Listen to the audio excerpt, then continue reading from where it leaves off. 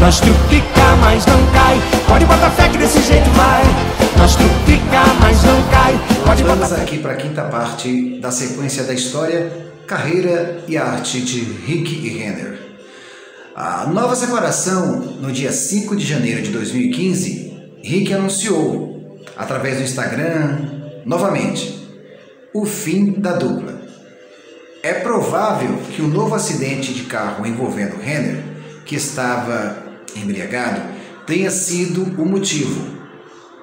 Palavras de Rick: perdi as contas de quantas vezes sentei com ele para dar conselhos e consertar erros.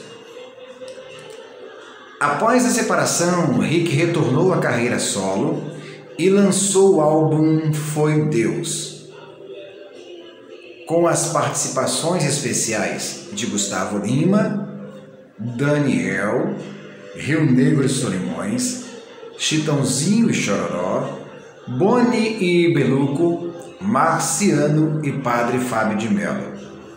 Em 2017, formou uma dupla com o cantor Giovanni, da então extinta dupla Gian e Giovanni, que também havia se separado, chamada Rick e Giovanni, com o projeto Dois Corações, que durou até o final de 2018. Renner também formou outra dupla chamada Renner e Renan, após deixar aí os indícios que faria uma carreira gospel.